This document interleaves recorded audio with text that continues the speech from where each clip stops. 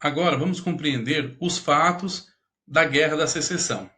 Então, quais foram os antecedentes do conflito armado? Muito bem. Inicialmente, nós temos o compromisso Mississippi-Missouri, em 1820. O que significa esse compromisso?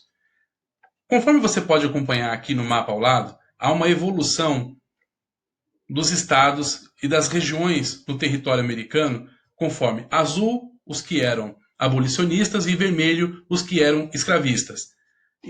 Você está vendo aqui a linha azul, que é justamente esse compromisso Mississippi-Missouri, no sentido de manter um equilíbrio na quantidade de estados que seriam escravistas e que seriam estados abolicionistas. Você percebe aqui que até os anos de 1846 havia meio que um equilíbrio. Em 1861, no ano em que se inicia o conflito da Guerra da Secessão, já há uma quantidade maior de estados abolicionistas. Mas vamos lá.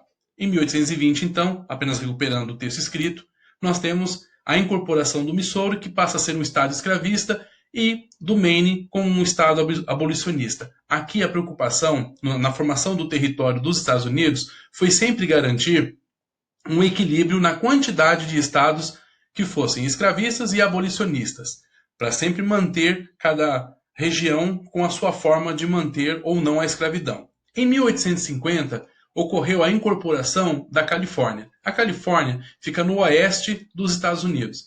E ali, pela regra, seria um novo estado necessariamente escravista. Porém, em 1850 ficou definido, através do compromisso Clay, que cada estado iria decidir, então, se adotaria escravidão ou não.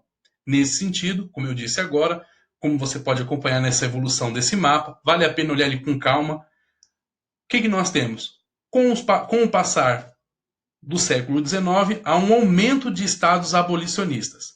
Porém, voltando aqui em 1854, em Michigan, que é na região norte, estou tentando apontar aqui para vocês, na região norte dos Estados Unidos, olha aqui, apareceu aqui para nós aqui, fundaram então um partido republicano. E esse partido já surgiu com duas bandeiras. Primeiro, do abolicionismo.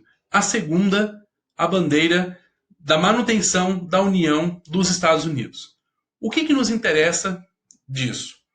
Esse partido acaba ganhando força. E nesse sentido, então, com o tempo, em 1860, esse partido acaba lançando um candidato nas eleições presidenciais. Quem é esse candidato? Abraham Lincoln, que estou trazendo aqui a figura para vocês, ele viveu de 1809 a 1865, você está vendo aqui a figura dele. Ele concorreu às eleições e no final do ano de 1860, em 6 de novembro, ele vence as eleições. E na plataforma do seu partido, do Partido Republicano, estava a defesa da abolição. A consequência da vitória do Abraham Lincoln foi quase que imediata. Por exemplo, um dos estados do Sul, portanto um estado escravista, a Carolina do Sul, já em 20 de dezembro, veja que ele foi eleito em novembro. Ele venceu as eleições em novembro. Em 20 de dezembro, a Carolina do Sul já declara que não aceita a eleição do Abraham Lincoln e decide optar pela separação da União. A União aqui, gente, vamos compreender como o conjunto dos Estados Unidos. Tá? Agora, o que nós temos? Em fevereiro de 1861, junto com a Carolina do Sul, outros estados, o Alabama, a Flórida, a própria Carolina do Sul, a Geórgia, a Louisiana e o Mississippi, formam, vamos dizer assim, um conjunto de estados separados, chamados Estados Confederados da América. Eles adotam uma bandeira própria, que é essa que eu estou sinalizando agora aqui para vocês, e até mesmo uma bandeira do Exército Confederado, que é essa outra bandeira que eu estou mostrando aqui. E nesse sentido, então, resolvem se separar dos Estados Unidos porque não aceitam a eleição do Abraham Lincoln, porque ele faz parte de um partido com uma plataforma abolicionista. Nesse sentido, então, o que acontece? Em 12 de abril de 1861, começam as hostilidades. O estopim da guerra, o início da guerra em si, acontece nessa data, 12 de abril, quando Esse forte, que eu estou sinalizando aqui para vocês, foi atacado pelas forças confederadas, ou seja, esse forte chamado Forte Sumter, né? Ele fica localizado na Carolina do Sul. Ele pertencia ao governo da União, ao governo dos Estados Unidos, e ele foi atacado pelas forças confederadas da Carolina do Sul, e aí iniciou-se então a guerra da secessão. Basicamente, essa guerra da secessão nós podemos aqui mostrar para vocês da seguinte forma.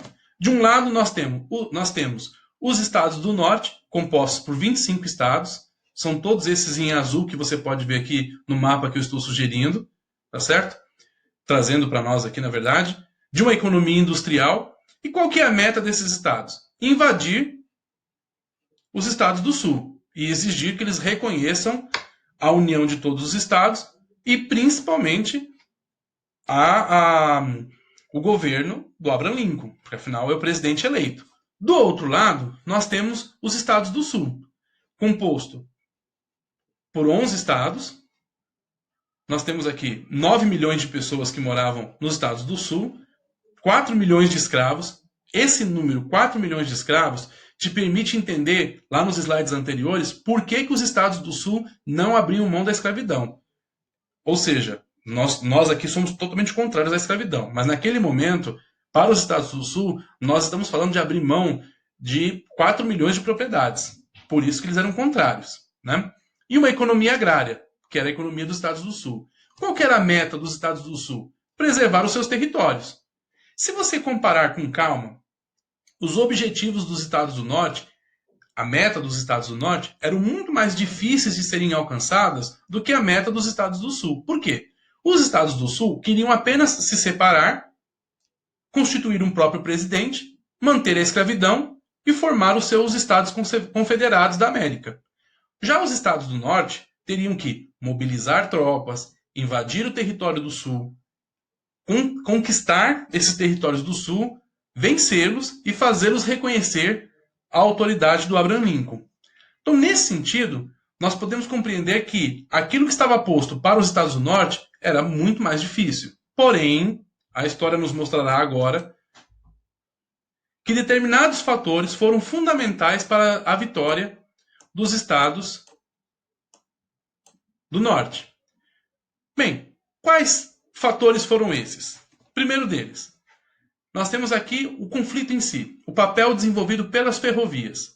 Vejam, os estados do norte se favoreceram da malha ferroviária que existia naquele momento para transportar soldados e armas, ou seja, muito mais rápido do que cavalos, tá certo?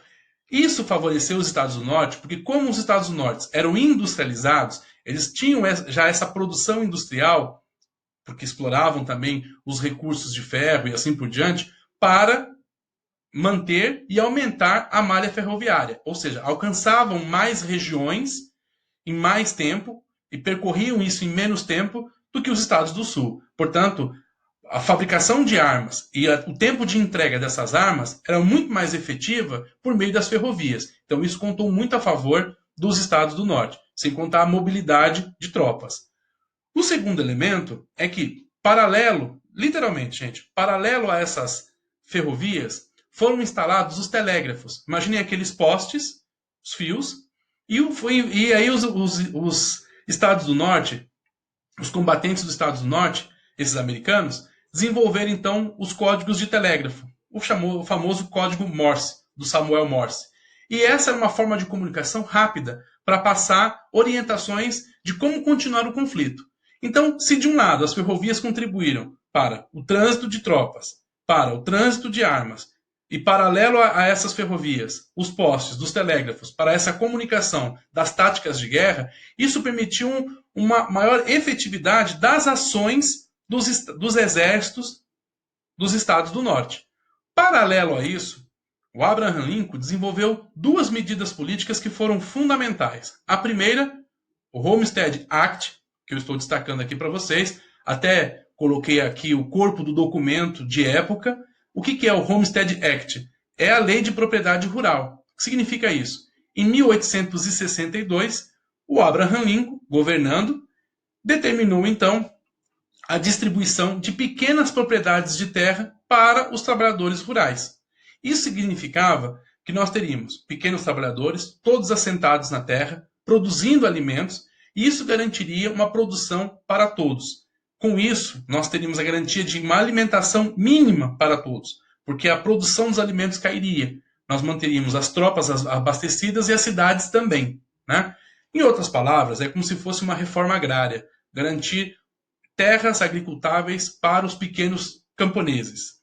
Paralelo a isso, no final do ano de 1862, o Abraham Lincoln, e aqui tem um quadro de época, é apenas um quadro, uma pintura de época, nós chamamos aqui no Brasil de abolição da escravatura. Lá nos Estados Unidos, eles chamam de proclamação da emancipação. O que é isso? Ele editou uma norma jurídica, uma lei, portanto, que aboliu todos os escravos em todo o território nacional. Porém, essas regras, por mais que os estados do Sul não quisessem obedecer, também estariam valendo para os estados do Sul. E isso permitiu que muitos ex-escravos se alistassem aos exércitos dos estados do Norte. Isso deu uma inchada, vamos dizer assim, no exército dos estados do Norte. Com todas essas ações, em 6 de abril de 1865, os exércitos dos estados do Norte conseguiram, então, vencer o exército confederado dos estados do Sul, e em 6 de abril houve a rendição e a vitória dos estados do Norte. Lembrando que, ainda em 1865, o Abraham Lincoln foi assassinado por um ativista do estado do Sul, né? É nesse contexto que se dá, esses são os fatos imediatos aí da Guerra da Secessão. Ok?